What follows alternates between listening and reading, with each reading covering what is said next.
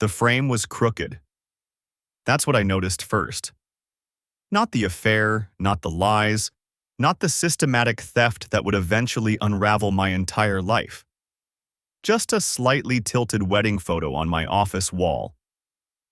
I'm Ethan Brooks, 37 years old, and I'd been straightening that same silver frame for 15 years. My wife Riley and I on the beach in Maui. Her in that flowing white dress. Me in the linen shirt she'd picked out. The photo that launched my career as a wedding photographer in Rochester, New York. The image that convinced hundreds of couples to trust me with their most important day. It was 7:30 on a Tuesday evening, late October. The studio was quiet. Everyone had gone home, even Riley, who usually stuck around to finish the books. She'd left early, said she had a headache. I'd been reviewing proofs from last weekend's wedding when I noticed the frame tilted to the left. I reached up to adjust it. My fingers found the wire hanger, and that's when I felt it. Another frame, taped to the back with packing tape. The photograph that slid out wasn't ours. Riley stood on a beach, not Maui, somewhere closer, Lake Ontario maybe, pressed against Owen Tate. His hand on her waist, possessive. Her head on his shoulder, relaxed. Both of them laughing at something the camera had caught. The kind of intimate moment you can't fake. The kind I'd photographed 1,000 times between people in love. My hands started shaking before my brain fully processed what I was seeing. Owen, the freelance photographer I'd hired 8 months ago during the spring wedding rush. 39 years old, talented with a camera, had that easy charm that made nervous brides relax during portrait sessions. He'd fit into the studio so naturally, I'd barely questioned it. Great portfolio, stellar references from other photographers, always early for shoots. The perfect addition to handle our overflow work, and apparently sleeping with my wife. I sat down hard in my desk chair. The studio suddenly felt too empty, too quiet. The hum of the air conditioning became deafening. I looked at the photograph again, hoping I'd misunderstood somehow. Maybe it was innocent. Maybe they were just friends. Maybe, no. I know body language. I've made a living reading people, capturing genuine emotion versus forced smiles. This photo showed two people comfortable with each other. Intimate. The way Riley used to lean into me, past tense. When had that stopped? I turned the photo over. No date stamp, no note. Just the image itself, hidden behind our marriage like a dirty secret waiting to be discovered. My hands were still shaking as I pulled out my laptop. 15 years of professional photography had taught me something most people don't think about. Digital images carry metadata. Date, time, location coordinates, even the specific camera settings. Every photo tells a story beyond what you see. I had the raw file backed up from our Maui shoot. I knew exactly what our wedding photos' metadata looked like. I grabbed my phone and photographed the hidden print under my desk lamp, making sure to capture it at high resolution. Then I loaded it into Lightroom on my computer. The software read the embedded information immediately. The EXIF data populated on my screen. Date, September 14th, 2024, 3 months ago. Time, 2:47 p.m. Camera, Nikon D850, serial number 3037489. That was my camera, my exact camera. The one that cost me $8,000, the one I only let trained photographers touch. The serial number matched the D850 sitting in my equipment safe across the room. My stomach dropped. I pulled up our studio calendar, hands fumbling on the keyboard. September 14th. I scrolled to that date. 2:00 p.m. Owen, client consultation, Thompson wedding. I remembered that day. I'd been downtown shooting a corporate event for one of our commercial clients. 4 hours of executives posing stiffly in conference rooms. Riley said she'd handle the Thompson consultation since they were flexible on timing, and Owen had the afternoon free. The beach in the photo was definitely local. I'd shot enough engagement sessions along Lake Ontario to recognize Hamlin Beach State Park, 25 minutes from our studio. Round trip, maybe an hour. Add in time for the shoot itself. They'd been gone 2.5 hours that afternoon. I'd been too busy with the corporate gig to notice or care. I sat there for a full 10 minutes, just breathing, processing. The initial shock was wearing off, replaced by something colder, something analytical. If they'd been stupid enough to use my camera, what else had they been stupid about?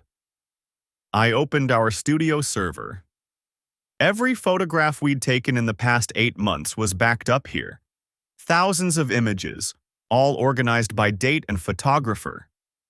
I filtered for Owen's work specifically, sorted chronologically, and started scrolling through his assigned shoots.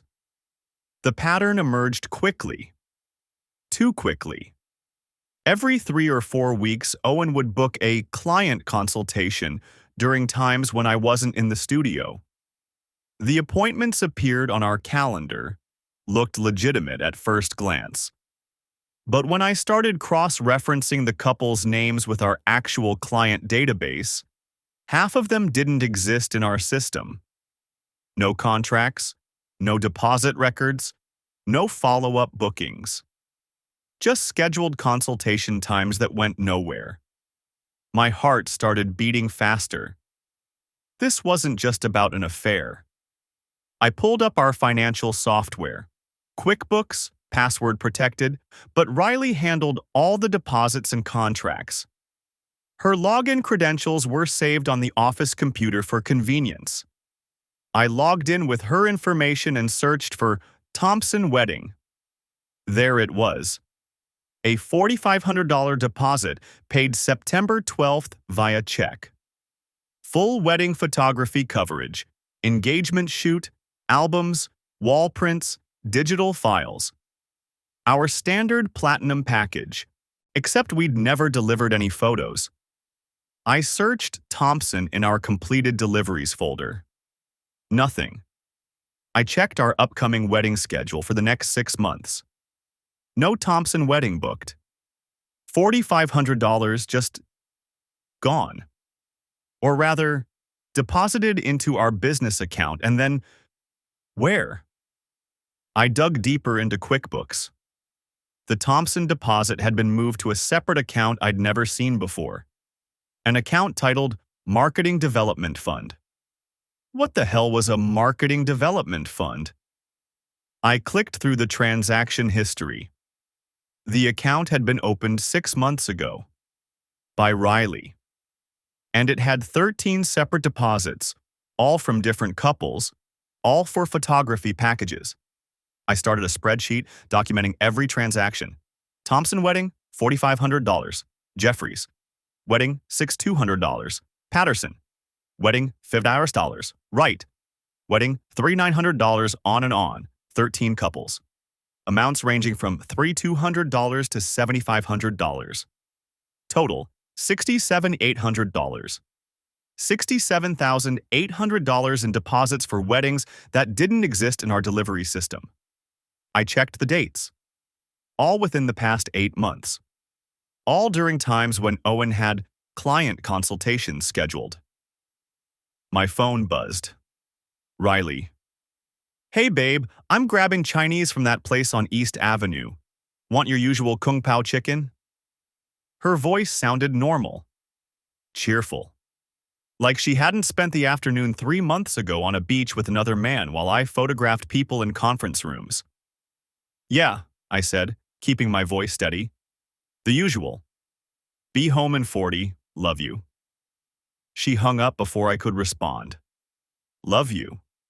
I stared at my phone. Then at the spreadsheet showing $67,000 in fraudulent deposits. Then at the hidden photograph. How long had this been going on? 6 months? 8 months?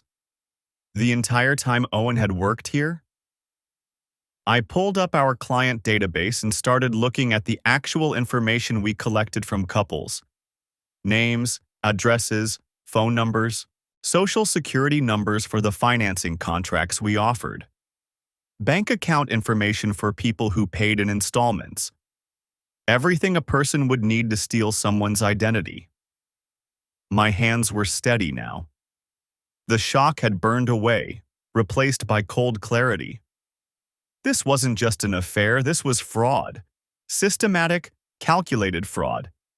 And my wife was helping him do it. I saved everything to a flash drive.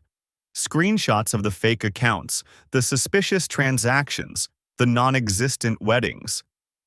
Then I backed it all up to my personal cloud storage. 40 minutes later, Riley came through the door carrying plastic bags from Golden Palace.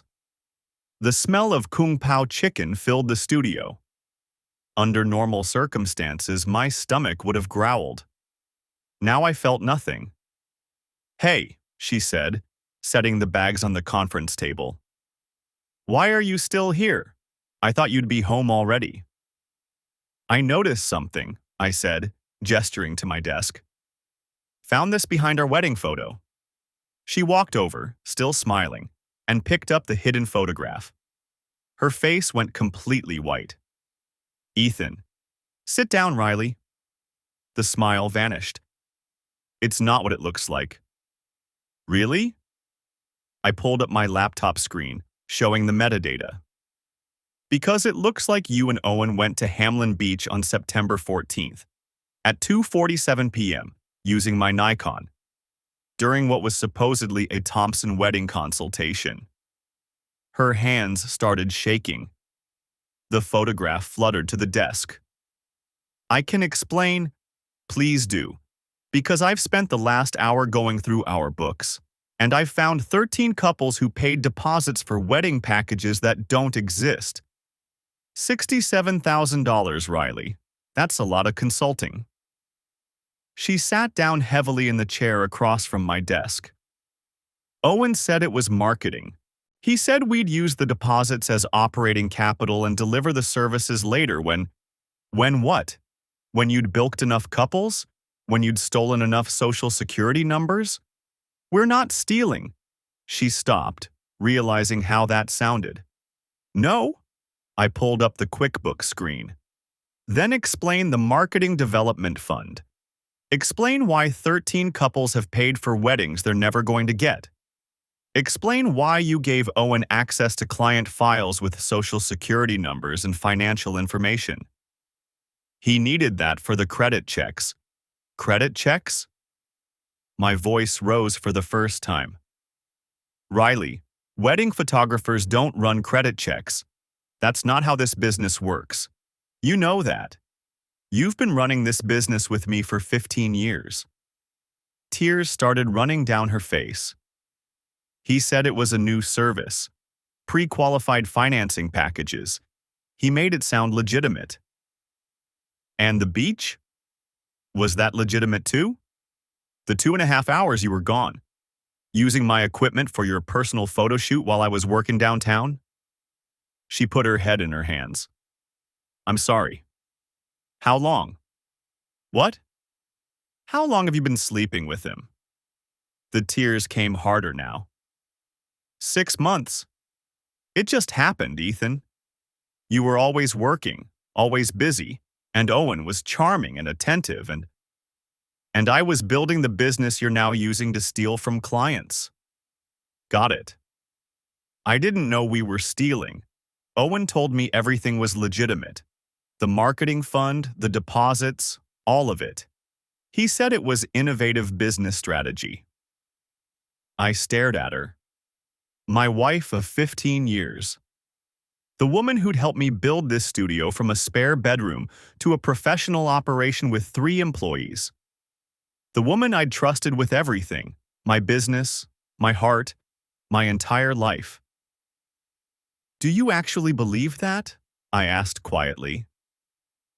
"Do you honestly believe that collecting deposits for non-existent weddings is innovative business strategy?" She didn't answer. I need you to tell me exactly what information you gave him. Ethan. Exactly. What? Information. Her voice was barely a whisper.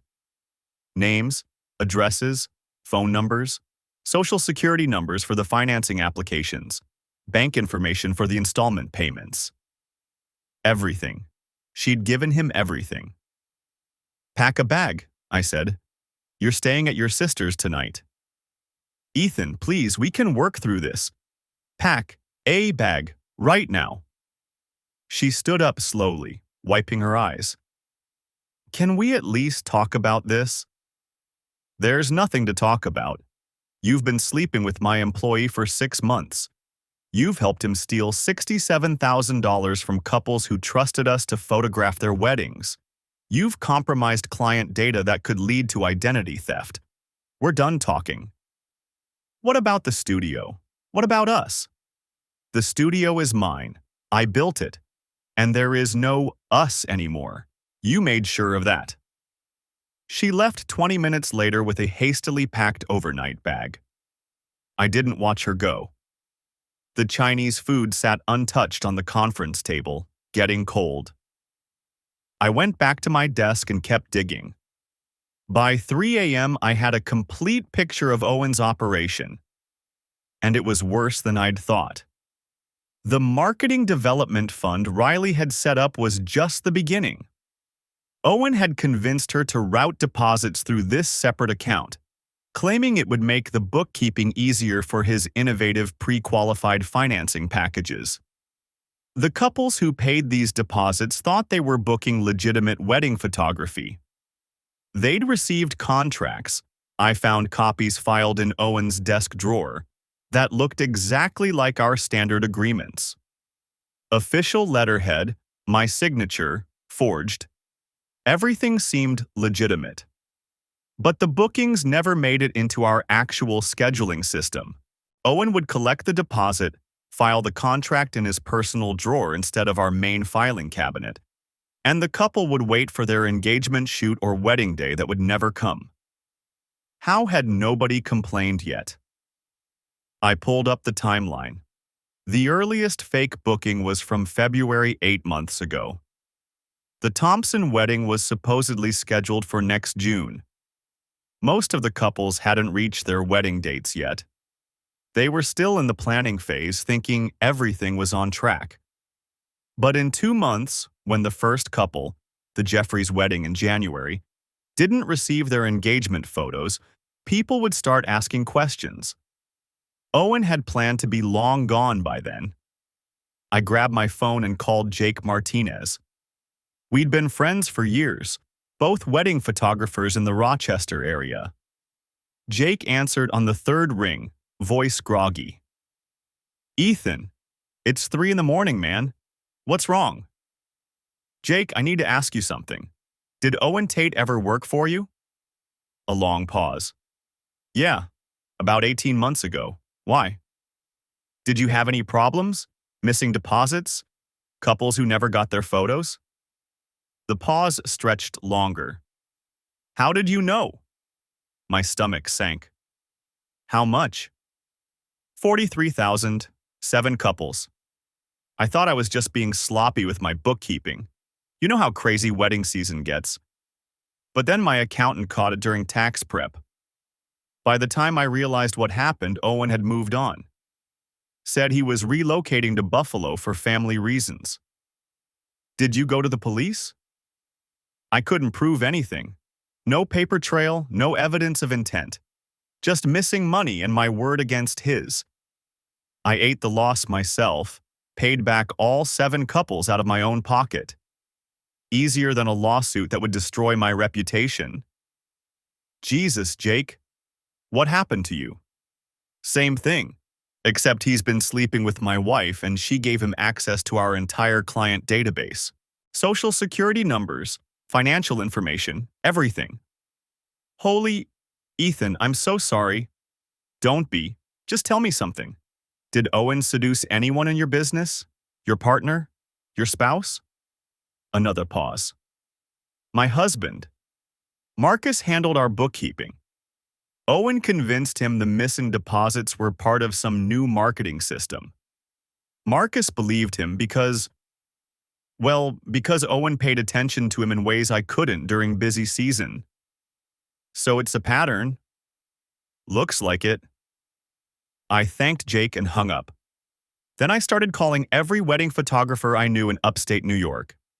By dawn, I'd found 2 more victims. Marcus Williams, a Syracuse photographer, $51,000 stolen, 11 couples. Owen had worked there 2 years ago. Jennifer Reyes from Buffalo, $38,000 stolen, 9 couples. Owen had been there 3 years ago. Same pattern every time. Owen would get hired during wedding season. He'd seduce whoever handled the business finances, always a spouse or partner. He'd create fake bookings and collect deposits. The business partner would help, thinking it was legitimate. By the time anyone realized what happened, Owen had moved to the next city, the next studio, the next victim. I sat there in my studio as the sun came up, looking at my notes. 4 photography studios, 89 couples total, $340,000 in fraudulent deposits, and identity theft documentation on every single one of them. Owen Tate wasn't just a photographer having an affair with my wife. He was a professional con artist who'd been running this scam for at least 3 years. And this time, he'd made a mistake. He'd stayed too long.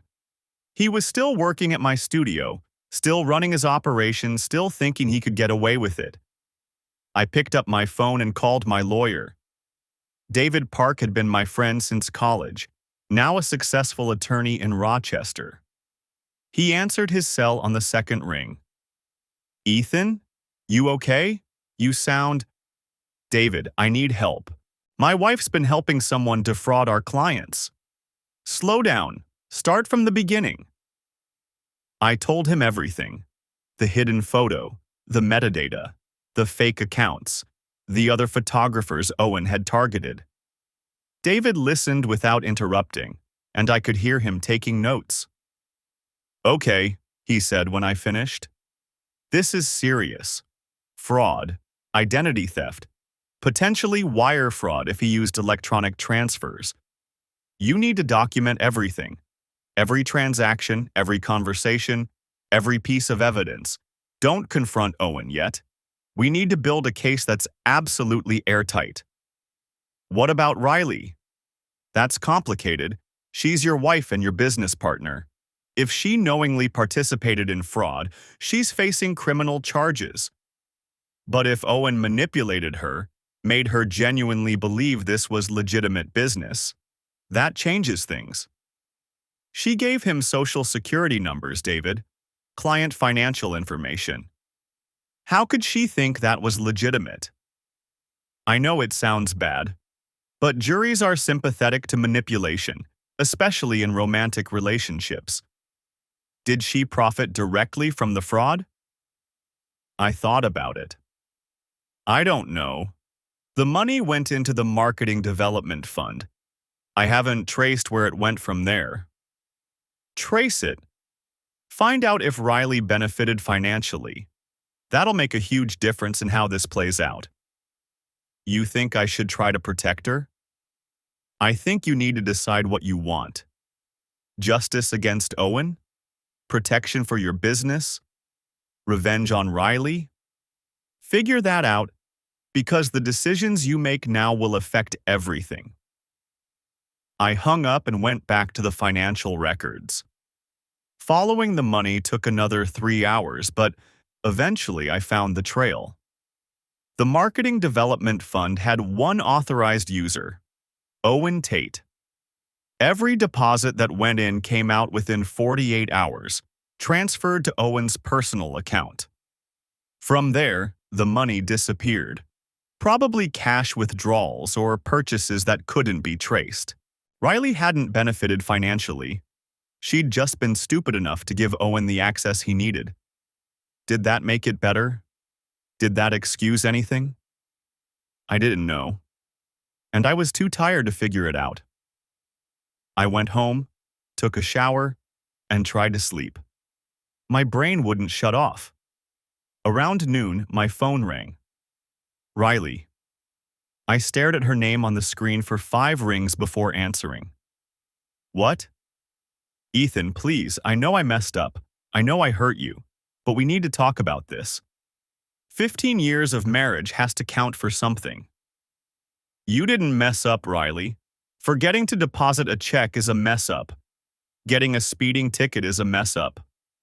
Sleeping with my employee while helping him steal from people who trusted us? That's not a mess up. That's a choice. Multiple choices, made over 6 months. I didn't know what he was doing. You gave him social security numbers. You set up a separate account so he could hide the money. What exactly did you think was happening? Silence. That's what I thought, I said. Are you filing for divorce? What do you think? Ethan. I have work to do. 89 couples who need to be warned that their personal information might be compromised. Deposits that need to be traced and recovered. A criminal investigation to coordinate. Don't call me again unless it's about that. I hung up and started working. The next week was hell. I kept the studio running normally while quietly investigating every aspect of Owen's operation. I couldn't let him know I was onto him. Not until I had evidence that would stand up in court. Owen came to work like nothing was wrong. Charming, talented, helpful. He'd show up on time, edit photos beautifully, make clients laugh during portrait sessions. I wanted to throw him through the wall every time he smiled. Instead, I smiled back and assigned him editing work that kept him away from the booking system. Riley kept calling. I stopped answering. David was coordinating with Detective Maria Santos from Rochester PD's Financial Crimes Division. We needed to present a complete case before moving against Owen. If we arrest him too early, Santos explained during a meeting at David's office, his lawyer will poke holes in the evidence. But if we wait too long, he might disappear. We need the timing to be perfect. How long? Another 2 weeks, maybe 3. I need to interview the other victims, gather banking records, build the timeline. Can you keep him working without arousing suspicion? I can do anything for 3 weeks if it means putting him in prison. Santos studied me. Mr. Brooks, I need to ask about your wife. What about her? How involved was she in the fraud? She gave him access to everything. Client information, financial systems, social security numbers. Did she know it was fraud? She claims Owen told her it was legitimate business strategy. Do you believe her? I thought about Riley. 15 years of marriage. Building the business together from nothing.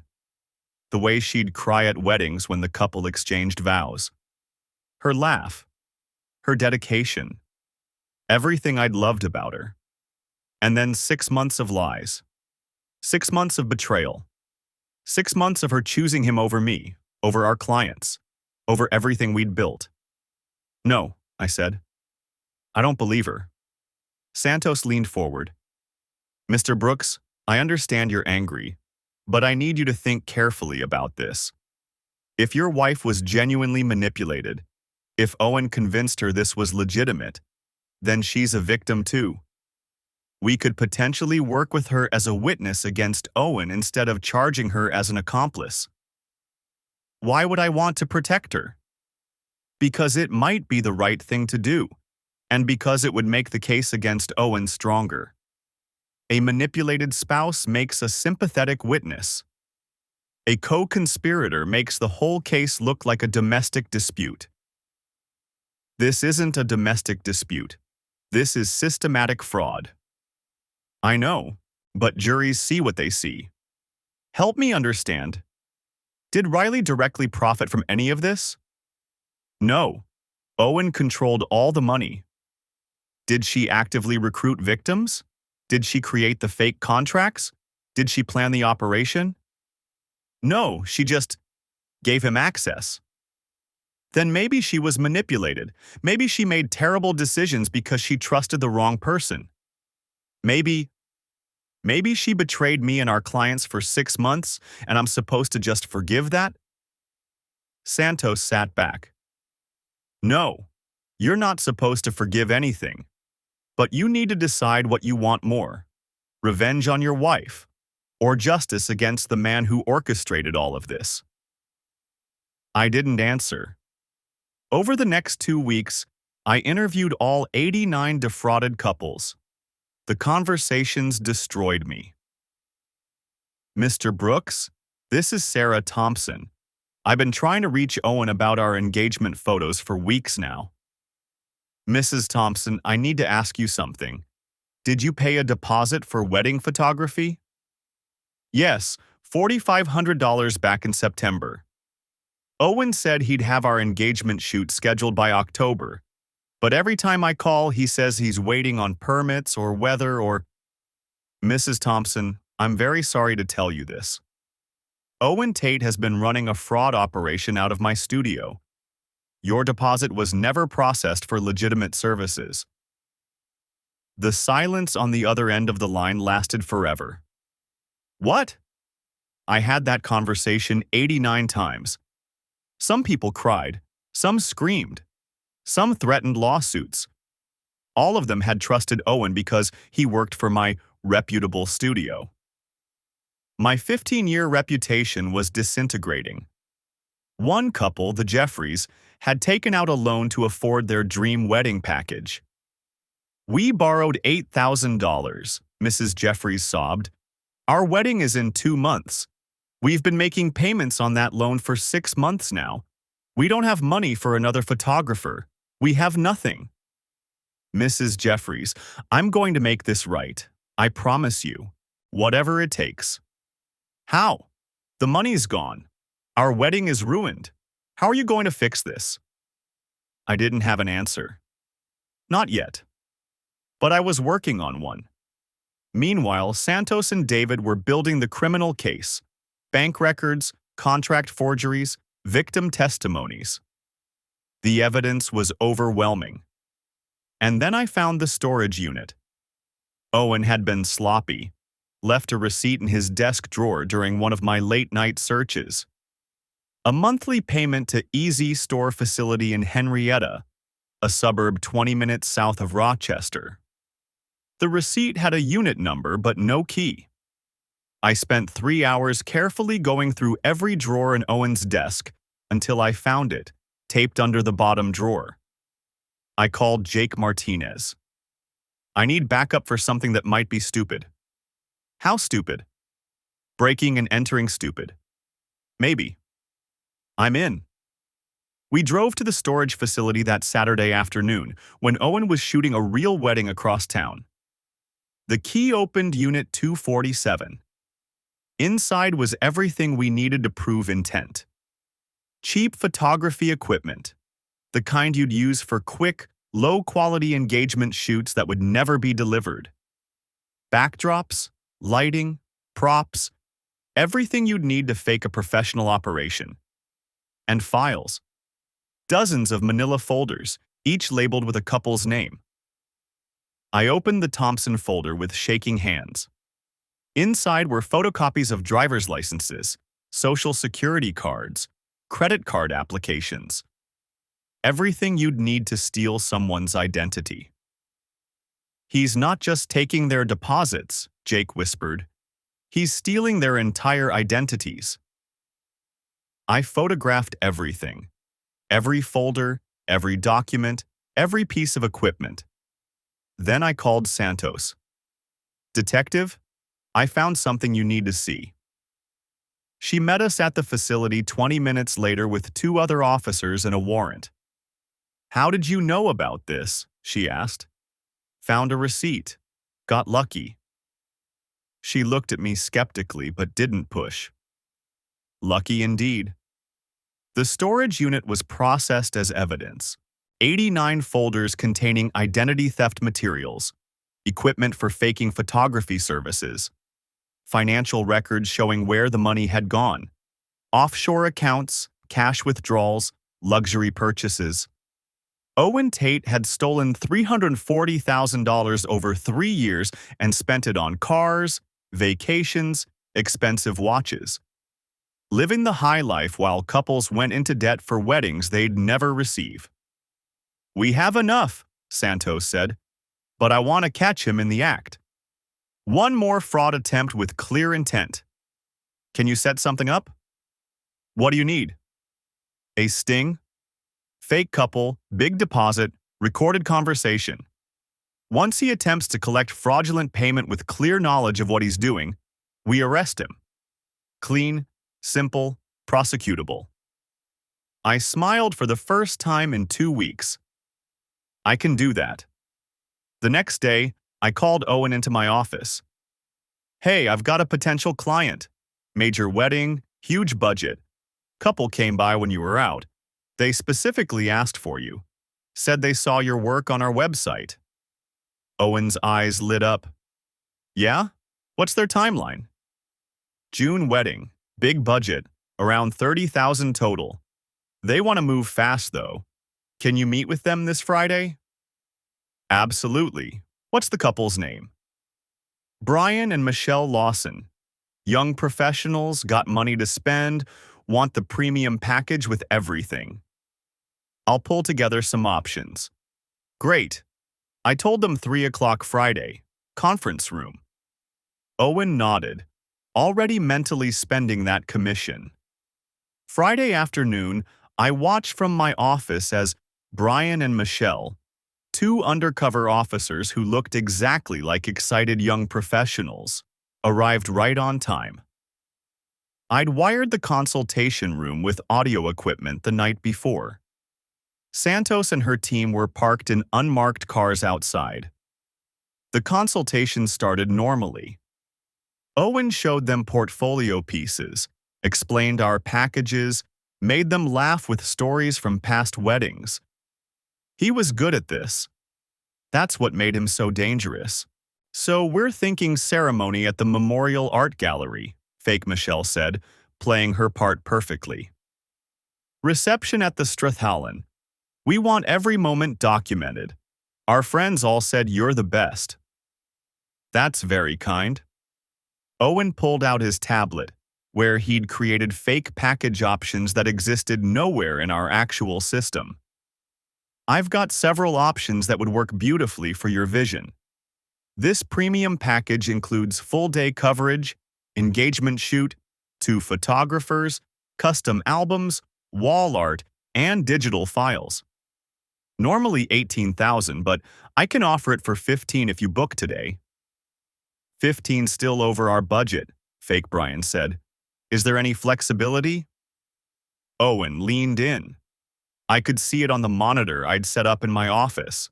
The conspiratorial tone. The special deal. "Okay, here's what I can do. If you pay the full deposit today, let's say $12,000, I'll lock in the June date and throw in a free second photographer and upgraded albums. But it has to be today because I've got 3 other couples interested in June dates." $12,000. Fake Michelle looked at fake Brian. "That's a lot to pay up front." "It's standard for premium packages, and it guarantees your date." Owen pulled out a contract. I recognized the template, identical to the fake ones I'd found in his desk. "I just need some information from both of you. Names, addresses, social security numbers for the financing agreement." "Financing agreement?"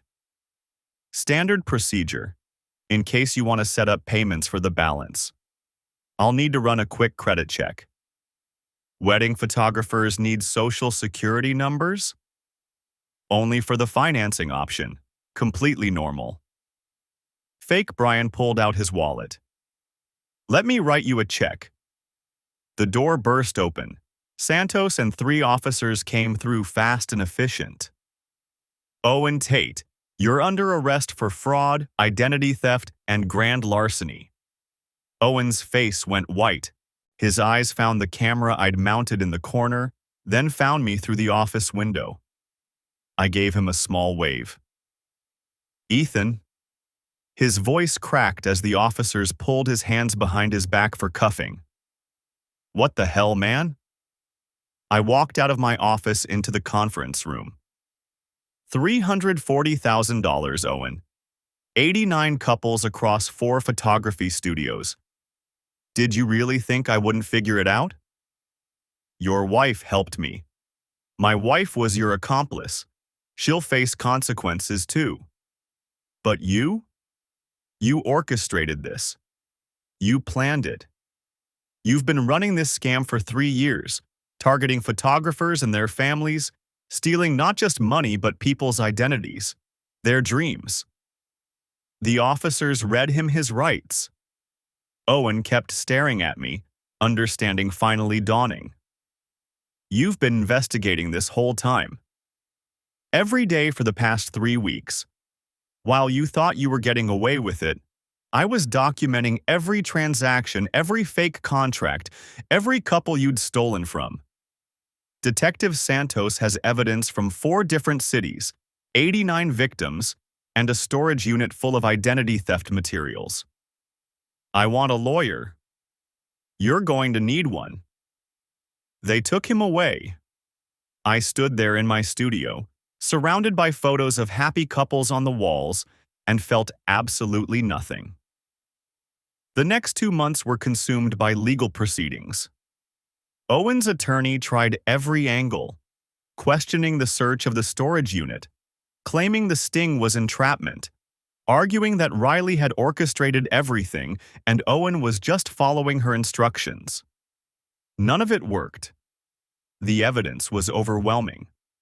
Pattern fraud across 4 studios in 3 years. 89 defrauded couples. Identity theft materials for every single victim.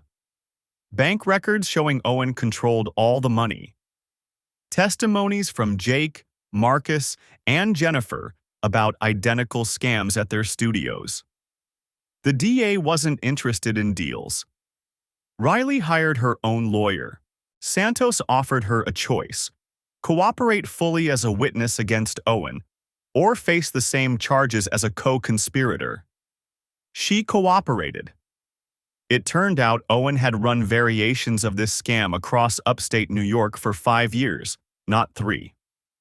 Riley was just the latest in a series of business partners he'd seduced and manipulated. Most had been too embarrassed to press charges.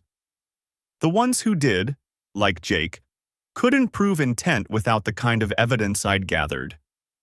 But this time was different. This time, someone had fought back. The trial lasted 3 weeks.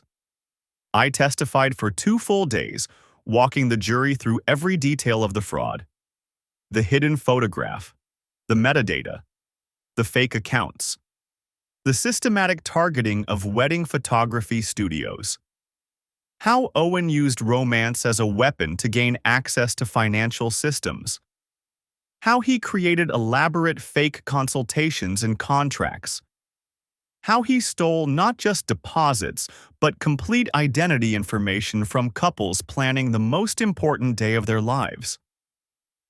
Riley testified too, explaining how Owen had convinced her the fraudulent deposits were legitimate business strategies. He made it sound so reasonable, she said from the witness stand, crying. He said collecting deposits early would help with cash flow, that the credit checks were for new financing packages. I believed him because I loved him, because I trusted him. By the time I realized what was really happening, I didn't know how to stop it without destroying everything. I sat in the gallery and listened to my wife explain how she'd fallen in love with the man who'd systematically destroyed our business. Did I believe her? Did it matter? The jury deliberated for 8 hours. Guilty on all counts. Owen Tate was sentenced to 4 years in state prison. $340,000 in restitution to be paid to victims. Permanent ban from any business license in New York State. Riley got 18 months probation, 300 hours community service, and a ban from working in any position involving financial management or access to personal information. The divorce was final 3 weeks later. I kept the studio. Riley got a fair settlement, but nothing close to half the business value. David had documented her role in the fraud clearly enough that the divorce judge wasn't sympathetic. Mr. Brooks's 15 years of business building shouldn't be diminished by Mrs. Coleman's 6 months of poor judgment, the judge said. The studio remains his sole property. Riley moved to Buffalo to start over. We spoke once after the papers were signed. Ethan, I need you to know, I really didn't understand what Owen was doing at first. I know. Do you? Because I need you to know I would never intentionally hurt those couples. Or you. Riley, whether you understood the fraud or not, you slept with him for 6 months while I was working to build our life together. You betrayed me. You betrayed us. That part had nothing to do with Owen's manipulation. I know. I'm so sorry. I know you are. But sorry doesn't fix this. Sorry doesn't give those couples back the months they spent planning weddings that didn't exist. Sorry doesn't rebuild 15 years of trust. She started crying again. I loved you. I still love you. Then you shouldn't have loved him too. She left. I didn't watch her go. The studio nearly went bankrupt making things right. I contacted every single defrauded couple. Santos helped me negotiate restitution payments from Owen's seized assets, his cars, his watches, his offshore accounts. It amounted to about $140,000 total. The remaining $200,000 came from my personal and business accounts. Mr. Brooks, you don't have to do this, Sarah Thompson said when I called her with a check for the full $4,500. The court ordered Owen to pay restitution. Mrs. Thompson, Owen's in prison and broke. Court orders don't matter if there's no money to collect. He stole from you using my studio, my equipment, my reputation. I'm making this right. But legally, you're not responsible. Legally, no. Morally, I can't sleep at night knowing couples went into debt for wedding dreams that my business destroyed. Take the money. Book a new photographer. Have the wedding you deserve. I had that conversation 89 times. Some people cried. Some thanked me. Some said it didn't matter because their wedding dates had already passed and the moment was gone forever. Those conversations hurt the worst. By the time I'd paid back every couple, my savings were gone and the studio was barely solvent. But I could sleep at night. Then I reached out to the other photographers Owen had targeted. I'm organizing a meeting, I told Jake. Everyone he stole from. We need to create industry standards to prevent this from happening again. We met at Java's Cafe in downtown Rochester on a Saturday morning. 5 photographers, all carrying the scars of Owen's fraud. The problem, Jennifer Reyes said, is there's no vetting process for freelance photographers. Owen could get released from prison in 3 years and do this exact same thing to someone else. Not if we create a professional registry, Marcus Williams suggested. Background checks, reference verification, financial transparency requirements. And education, I added. Training for business managers about red flags. What legitimate business practices look like versus fraud. We spent 6 hours building a framework. By the time we finished our coffee and moved to lunch, we had the skeleton of what would become the Rochester Wedding Photography Alliance, a professional organization dedicated to industry standards and fraud prevention. Within 3 months, we had 40 member studios. Within 6 months, we'd created certification requirements, background check protocols, and business practice guidelines that became the model for photography organizations across New York State. My studio became the flagship example. After everything I'd been through, I understood exactly what needed to change. I implemented new systems, dual authorization for all financial transactions, regular third-party audits, client data encrypted and access logged, automatic cross-referencing between consultations and actual bookings. The couples I'd made whole started recommending me to friends. Word spread about what I'd done, how I'd sacrificed my own business to protect Owen's victims. Ironically, my reputation grew stronger than before. I started teaching fraud prevention workshops for photographers and small business owners. 30, 40 people at a time, learning how to protect themselves and their clients. I'd stand in front of the room and tell my story without shame. The hidden photograph, the metadata, the systematic investigation, all of it. The signs were there, I'd say. I just didn't want to see them. I trusted my wife. I trusted my employee. That trust made me vulnerable. Don't make my mistake. Implement systems that don't rely on trust alone. Verify everything. Protect your clients like their family. The workshops became popular enough that I started getting invited to speak at photography conferences across the Northeast. 6 months after the divorce, I met Jennifer Walsh at a bridal expo in Syracuse. She ran a wedding planning business and had attended one of my fraud prevention workshops. Ethan Brooks, I've been hoping to meet you. Your protocols are exactly what the planning industry needs. I've lost too many clients to vendor fraud. We grabbed coffee after the expo, then dinner a week later, then more dinners. Jennifer was 35, sharp-eyed, with dark hair, and a directness I appreciated after 6 months of legal proceedings and depositions. She also had her own scar story. Florist disappeared with deposits from 8 of my clients 3 years ago, she said over Thai food. $30,000 just gone. I made everyone whole out of my own pocket because that's what you do when someone trusts you with their wedding day. You didn't have to do that. Neither did you. But we both did. Because reputation matters. Because doing the right thing matters. Even when it costs you everything. We understood each other in ways most people couldn't. The weight of responsibility. The commitment to clients even when it destroyed you financially. The process of rebuilding after betrayal. We took things slow. Professional collaboration first. She started referring clients to my studio. I recommended her planning services.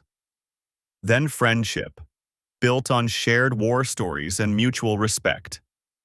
Then maybe something more. 8 months after Owen's sentencing, Sarah and Michael Thompson rebooked their wedding photography with me. "We trust you, Mr. Brooks," Sarah said during our consultation meeting. "You could have walked away from this whole mess. You chose to make things right, even though it cost you everything. That means something." Their wedding was in late June, a beautiful ceremony at the Memorial Art Gallery followed by a reception at the Strathallan. The same venues they'd originally planned before Owen stole their deposit. I photographed every moment. Sarah's tears during the ceremony. Michael's laugh during toasts. Their first dance, backlit by golden sunset through the gallery windows. The joy and love and commitment that made this job meaningful. This was why I became a photographer.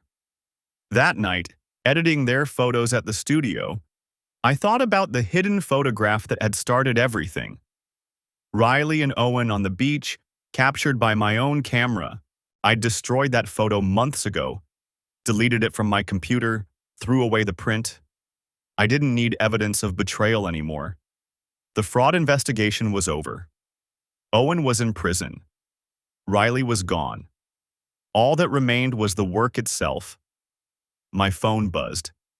Jennifer. Hey, I know you're probably drowning in editing, but I just booked a December wedding. Huge budget, destination ceremony at the Finger Lakes. They specifically requested you. Yeah? What's the couple's name? Derek and Amanda Rodriguez. They heard about what you did after the Owen situation. They said they want a photographer who values integrity as much as talent. I smiled. Tell them I'd be honored. Will do. Want to grab breakfast tomorrow? I'm meeting with a new caterer and could use your perspective on vendor contracts. Sounds good. 8 o'clock at Java's? Perfect. See you then. I hung up and went back to editing. Sarah and Michael's wedding photos were gorgeous, full of genuine emotion and careful composition. Exactly the kind of work I was proud to deliver. Outside my studio window, Rochester glowed in the summer twilight. Somewhere in this state, Owen Tate sat in a prison cell, paying for his crimes. Somewhere else, Riley was rebuilding her life, living with the consequences of her choices. And here I was, doing exactly what I'd always done. Capturing moments, building relationships, creating art. The difference now was that I knew exactly what I was protecting and why it mattered. I finished the Thompson wedding edit around midnight. 300 carefully curated photos documenting their perfect day. I'd deliver them next week, right on schedule, exactly as promised. This was the real work. Not the investigation, not the trial, not the revenge. Just me, my camera, and the responsibility of documenting people's most important moments. Owen had tried to corrupt that. Riley had helped him, but they hadn't broken it. I saved the final edited photo, Sarah and Michael's first kiss as a married couple, perfectly framed and beautifully lit, and added it to their delivery folder. My computer chimed with an email from the Alliance. Another photographer requesting fraud prevention materials. I sent them the complete packet, checklists, red flags, verification protocols, everything I'd learned. The work continued. The industry improved. Couples got protected. And I got to keep doing what I loved, just with better boundaries and clearer eyes. That was enough. I locked up the studio and walked out into the warm June night. Tomorrow I'd meet Jennifer for breakfast. Next week I'd deliver the Thompson photos. Next month I'd teach another workshop. The future stretched ahead, full of work and purpose and possibility. I'd been betrayed. I'd been wounded. I'd nearly lost everything, but I'd survived. The studio survived. And the work, the real, meaningful work of capturing love and protecting trust, continued. I drove home through familiar Rochester streets, past wedding venues I'd photographed 100 times. The Memorial Art Gallery where I'd shot the Thompson ceremony. The Strathallan where I'd captured their reception. Java's Cafe where the Alliance had been born. This was still my city. Photography was still my calling. Trust was still my foundation. Owen and Riley had tried to destroy that. They'd failed. And I was still standing.